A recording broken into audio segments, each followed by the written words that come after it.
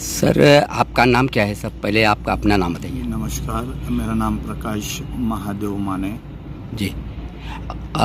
एक बात बताइए आप, ये आप जो सर्कस लगाई है सुपर स्टार सर्कस, तो इस सर्कस के बारे में ज़रा आप कुछ बताएंगे? जी, मैं सर्कस के बारे में बहुत कुछ बता सकता हूँ क्योंकि मेरे दादा सर्कस में थे अंग्रेज के टाइम से। 1937 में मेरे दादा गांव छोड़ के सर्कस में आए हैं। उसके बाद मेरे पापा 8 साल की उम्र से दादा के साथ में सर्कस में आए हैं और आज मैं हूँ तीसरी पीढ़ी। मेरे तक तो तीसरी पीढ़ी है, मेरा लड़का है चौथी पीढ़ी तक सर्कस में है। अभी 4 पीढ़ी से हम लोग का सर्कस में ही है। अच्छा, ये आप चार पीढ़ी से आपके ये सर्कस से जुड़े हुए हैं लोग? जी। अच्छा, ये आप जो सर्कस से इतने दिन से आप जुड़े हुए हैं, आपकी दर पीढ़ी जो है कि सर्कस से जुड़े हुए लोग हैं, तो आपको काफ़ी अनुभव होगा सर्कस के बारे में?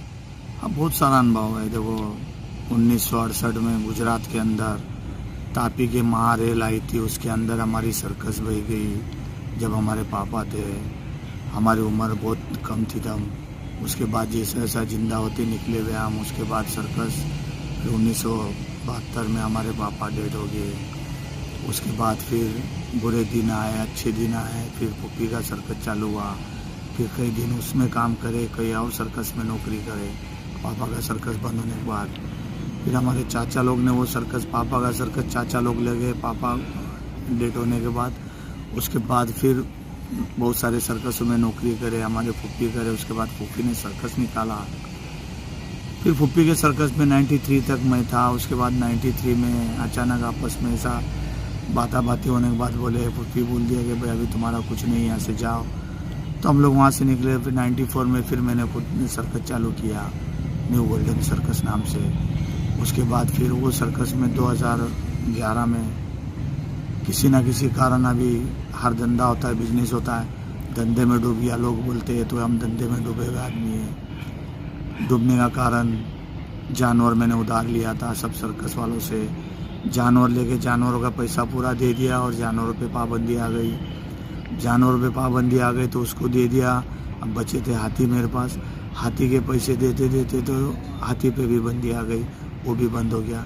मैंने सर्कस बेच दिया। तो बहुत सारा कर्जा हो गया था मेरे ऊपर, इसके लिए सर्कस बेच दिया। बेचने के बाद फिर घर पे जाके बैठा तो मुझे जो उधार आदमी दिए थे उन्होंने बोला आप बैठे बैठे क्या कर रहे हो। कलाकार बहुत सारे पहचान के थे, सब बोले आप बैठे हो तो भाई आपका एक ही का घर बन नहीं है। कम से कम उस टाइम पे मेरे सर्कस में 350 लोग थे जब जानवर था। उसके बाद धीरे धीरे 100 जब जानवर बंद हुआ 100 लोग पे आए। तो 100 लोग की रोजी रोटी यहीं से जाती है। अब यहाँ से मैं 100 जन का देता हूँ तो समझो किसी के घर में 4 है, किसी के घर में 5 है। ये सभी यहीं से कमा के बेचते।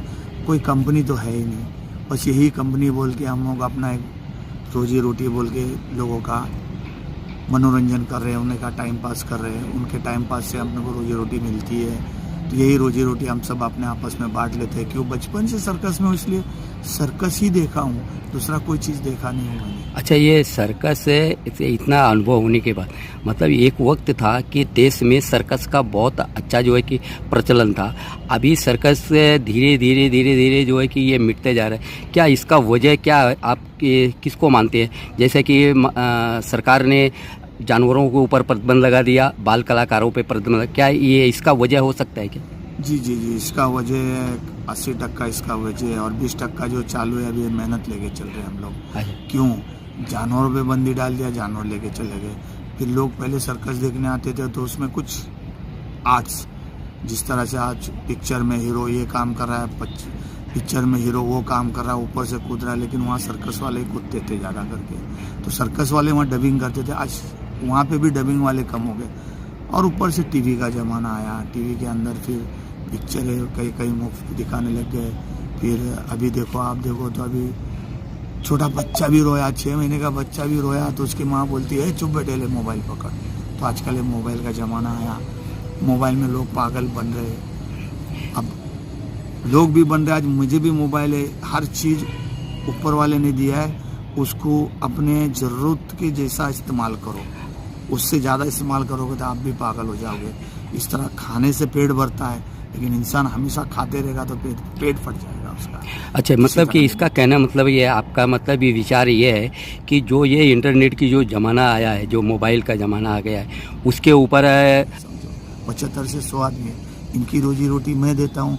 किसी घर में 4 है, किसी घर में 5 है, किसी घर में बूढ़े बैठ के खा रहे, किसी घर में बच्चे हैं, किसी का कोई तकलीफ है। मतलब दुनिया में बहुत सारी तकलीफ है, तो इतनी सारी तकलीफ में सर्कस में लेके घूम रहा हूँ। इसलिए सर्कस के अलावा मेरा कहीं और बिजनेस में मेरा ध्यान नहीं है बचपन से। मैं सर्कस ही हूँ कि मैं खुद एक आर्टिस्ट हूँ, क्योंकि मैं बचपन से जोकर बना हूँ। मुझे एक सिखाया गया था हमारे उस्ताद ने, गुरुजी ने, कि आप जोकर बनो, खुद रो लेकिन दूसरों को हंसाओ। ये है हमारा। इसलिए हम अपनी हकीकत कितना भी बता देवे, लेकिन लोग जो देखता है उसको पता चलता है। ठीक।